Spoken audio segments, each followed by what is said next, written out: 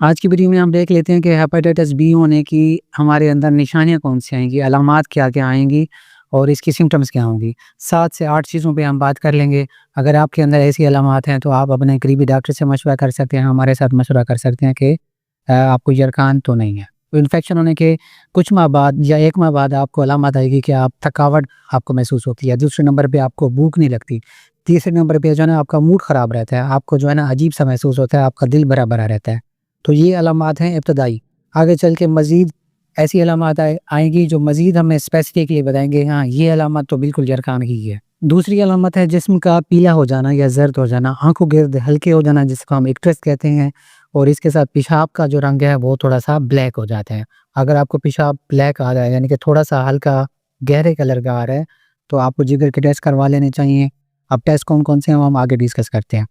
तो क्या होगा, आपको एक जो टेंशन है वो ख़त्म हो जाएगी क्योंकि हेपेटाइटिस बी ऐसा मर्ज़ है, वो जब क्रोनिक हो जाए, लंबे अरसे के लिए चला जाए, तो वो आपको जिगर के कैंसर तक ले जाएगा, जिगर की सिरोसिस तक ले जाएगा, आपका जिगर फ़ेल हो जाएगा। तो उस चीज़ से बचने के लिए मैं बार-बार अपने मरीज़ों को कहता हूँ कि अगर थोड़ी-सी भी अलामत आपको महसूस होती है, तो आप टेस्ट लाज़मी करवाएँगे। तीसरी अलामत है पेट में दर्द होना या इस जगह पर जहाँ पे हमारा जिगर होता है, हैवीनेस महसूस होना, किसी किस्म का बोझ महसूस होना या यहाँ पे ऊपर कोई सख्त चीज़ का महसूस होना। आप अगर आप ऐसे हाथ लगाते हैं तो कोई चीज़ सख्त महसूस होती है तो समझे मामला काफ़ी आगे चला गया है। लेकिन उलझन महसूस होना, यहाँ पे वज़न महसूस होना, पेट में हल्का दर्द रहना या जी का ख़राब रहना, तो ये चीज़ें अलामत हो सकती हैं हेपेटाइटिस की, ज़रक़ान की। चौथे नंबर पे बात करते हैं कि जब ज़रक़ान थोड़ा-सा आगे चला जाए क्योंकि ज़रक़ान ऐसी बीमारी है जो ना हो तो ना हो तो आपको ले जाए। क्योंकि अगर मुझे ज़रक़ान होता है कि आपको ज़रक़ान होता है, हो सकता है आपको ज़रक़ान हो लेकिन आपको पता भी ना हो और वो ठीक हो जाए। या हो सकता है वो 10 साल चुप करके बैठा रहे आपके जिस्म के अंदर जरासीम, 10 साल बाद आपको बताए कि भाई आपको क्रोनिक हेपेटाइटिस हो गया या आपका जिगर फ़ेल हो गया है। तो ये अजीब-सी सूरत-हाल होती है हेपेटाइटिस बी की, हेपेटाइटिस सी की क्योंकि ये आपको जिगर के कैंसर तक लेके जा सकता है, लिवर सिरोसिस तक लेके जा सकता है।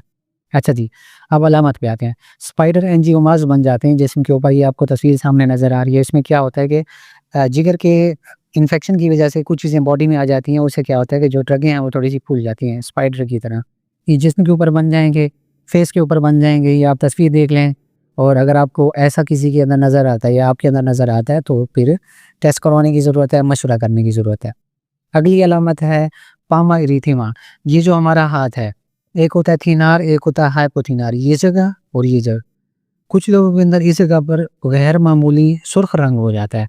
वो क्या होता है क्योंकि हमारा जिस्म जिगर जो काम कर रहा है, क्योंकि ये एक किस्म का हेडक्वार्टर है जो तेज़ाब को बाहर निकाल रहा है, ख़राब चीज़ों को बाहर निकाल रहा है, जो चीज़ें हम गंदी खा रहे हैं, उनको बाहर निकाल रहा है। दवाइयाँ इस्तेमाल के बाद थोड़ी-सी जिस्म के अंदर बच जाती हैं, खून के अंदर, उनको बाहर निकाल रहा है।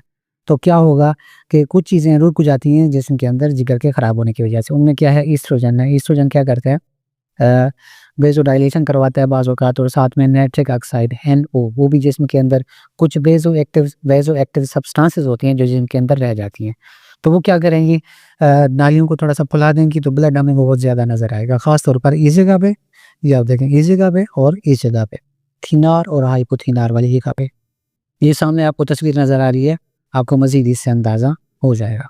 कुछ मरीज़ों में ख़ास तौर पर मर्दों में जो है ना ब्रेस्ट का साइज़ वो बढ़ जाता है जिसको हम गायनेकोमेस्टिया कहते हैं क्योंकि जो ईस्ट्रोजन है और बाकी जो हार्मोन्स हैं वो सही से मेटाबोलाइज़ नहीं हो रहे जिगर की वजह से क्योंकि जिगर को ज़रक़ान है।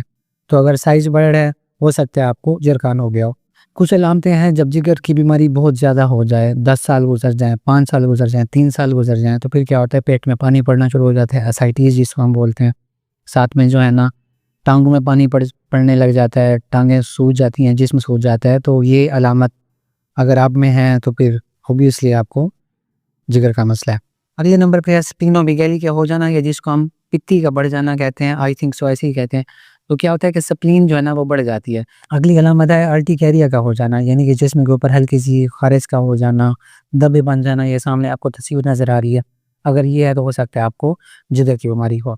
अब चलते हैं वो अलामात जब जिगर का जो मर्ज़ है, जो इन्फेक्शन है वो कैंसर में तब्दील हो जाए तो फिर आपको क्या अलामत आएँगी। तो इसमें आपका भूख आपको कम लगेगी, वज़न बहुत ज़्यादा कम हो जाएगा, पेट के अंदर पानी जैसे मैंने आपको पहले बताया है और एक सिंड्रोम हो जाता है जिसको हम पेरिनियोप्लास्टिक सिंड्रोम कहते हैं। बाज़ों का जिगर का मसला हमें गुर्दे का मसला भी करवा देता है जिसको हम ग्लोमेरुलोनेफ्राइटिस कहते हैं। और साथ में जो है ना पोली आल्ट्राइटस नोडुसा, ये सामने आपको तस्वीर नज़र आ रही है, ये चीज़ें भी नज़र आ सकती हैं यरकान।